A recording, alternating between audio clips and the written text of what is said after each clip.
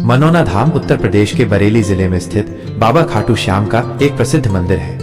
यह स्थान अपने चमत्कारी श्याम जल और महंत श्री ओमेंद्र महाराज के आशीर्वाद के लिए जाना जाता है। मान्यता और चमत्कार। यहाँ आने वाले भक्त ये मानते हैं कि महंत जी द्वारा अभिमंत्रित किया गया जल कई असाध्य रोगों को ठीक कर सकता है।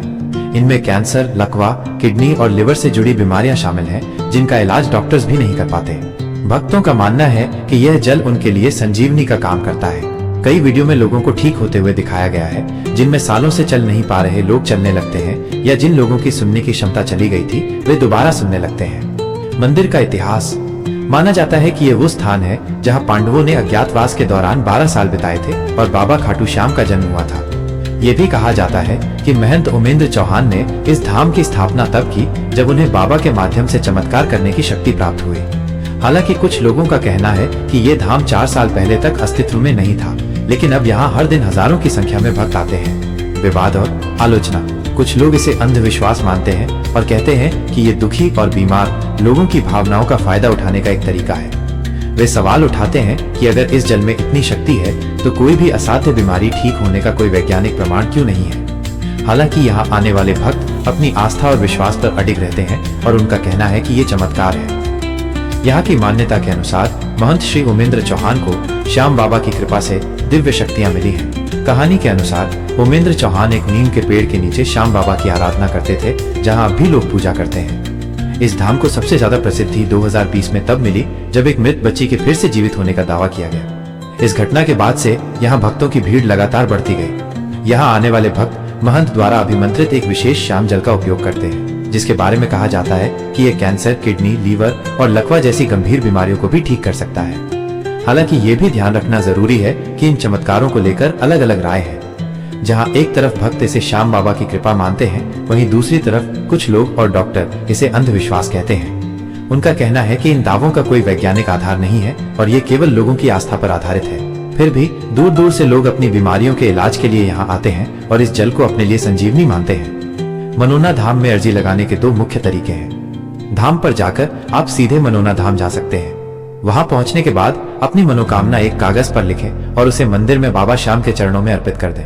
यदि आप चाहें तो आप कागज को मंदिर के पुजारी को भी दे सकते हैं, जो इसे बाबा तक पहुंचा देंगे। डाक द्वारा यदि आप व्यक्तिगत रूप से धाम नहीं जा सकते तो आप अपनी अर्जी डाक के माध्यम से भी भेज सकते हैं। अपनी मनोकामना एक लिफाफे में रखें और इसे नीचे दिए गए पते पर भेज दें। महंत श्री ओमेंद्र महाराज जी, श्री खाटू श्याम मंदिर, मनोना धाम, ग्राम व पोस्ट मनोना, तहसील आंवला, जिला बरेली, पिन कोड -2,43,301। आपकी अर्जी बाबा तक पहुंच जाएगी और आपकी मनोकामना पूरी होगी। आप यहाँ हवाई जहाज, ट्रेन या सड़क मार्ग से पहुंच सकते हैं। हवाई जहाज से अगर आप हवाई यात्रा करके आना चाहते हैं तो सबसे नजदीकी हवाई अड्डा बरेली एयरपोर्ट है। यह धाम से लगभग 53 किलोमीटर की दूरी पर है। एयरपोर्ट पर पहुंचने के बाद आप अपनी सुविधानुसार टैक्सी या कैब बुक कर सकते हैं, जो आपको सीधे मनोना धाम तक पहुंचा देगी। हवाई यात्रा का विकल्प उन लोगों के लिए सबसे अच्छा है जो दूर से आ रहे हैं और समय बचाना चाहते हैं। ट्रेन से यात्रा करने वालों के लिए बरेली रेलवे स्टेशन सबसे पास है। यह धाम से लगभग 43 किलोमीटर दूर है। रेलवे स्टेशन पर उतरने के बाद आपको वहां से मनोना धाम जाने के लिए बहुत से विकल्प मिल जाएंगे, जैसे टैक्सी, ऑटो रिक्शा या बस। ये विकल्प उन लोगों के लिए सुविधाजनक है जो बजट में यात्रा करना चाहते हैं। सड़क मार्ग से अगर आप अपनी खुद की गाड़ी से या बस से आना चाहते हैं तो मनोना धाम अच्छी तरह से सड़क मार्गों से जुड़ा हुआ है।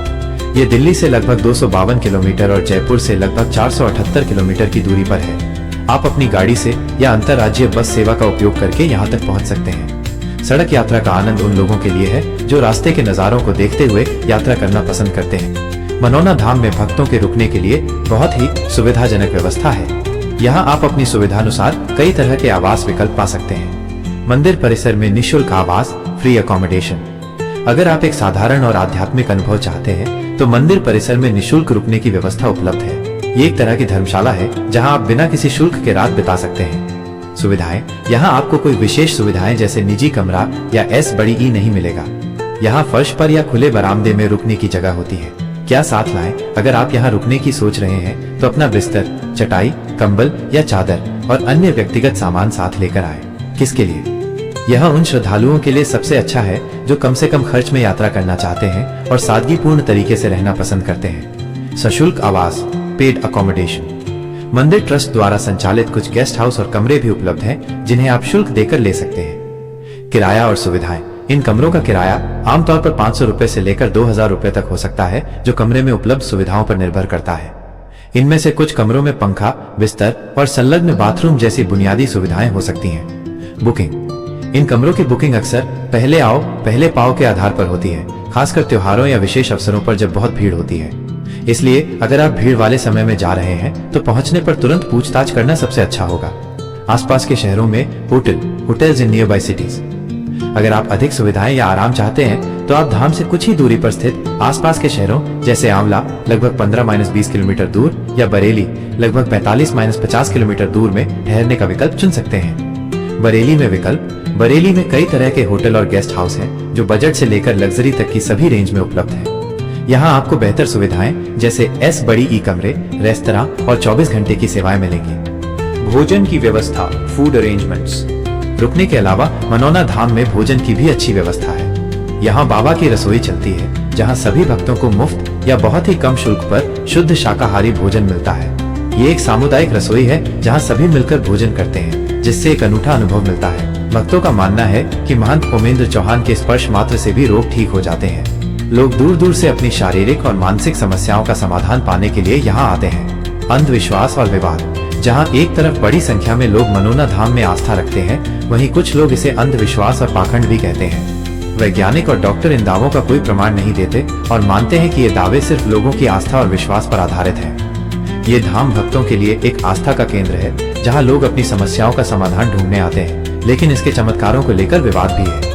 मनौना धाम में कई चमत्कारों का दावा किया जाता है, जिनके पीछे कोई वैज्ञानिक प्रमाण नहीं है। ये चमत्कार पूरी तरह से लोगों की आस्था पर आधारित है। श्याम जल का चमत्कार। भक्तों का मानना है कि धाम के कुएं का पानी, जिसे श्याम जल कहते हैं, बहुत चमत्कारी है। इस जल को पीने और शरीर पर लगाने से बड़ी बीमारियां भी ठीक हो जाती हैं। लोग दावा करते हैं कि ये जल लाइलाज बीमारियों से भी मुक्ति दिलाता है। महंत जी का आशीर्वाद। महंत ओमेंद्र चौहान को भक्तों द्वारा एक आध्यात्मिक गुरु माना जाता है। भक्तों का मानना है कि उनके स्पर्श, आशीर्वाद और मार्गदर्शन से शारीरिक और मानसिक कष्ट दूर होते हैं। नकारात्मक ऊर्जा से मुक्ति। कई लोग दावा करते हैं कि इस धाम में आने से उन्हें नकारात्मक ऊर्जा से मुक्ति मिलती है और उनके जीवन में सुख शांति आती है। ये सभी चमत्कार केवल आस्था पर आधारित है और इनका कोई वैज्ञानिक आधार नहीं है। मनौना धाम का सबसे बड़ा और अद्भुत चमत्कार एक मृत बच्ची को फिर से जीवित करना माना जाता है। यह घटना कुछ साल पहले हुई थी, जब हरियाणा के एक गांव से एक परिवार अपनी 12 साल की बेटी को लेकर मनौना धाम पहुंचा।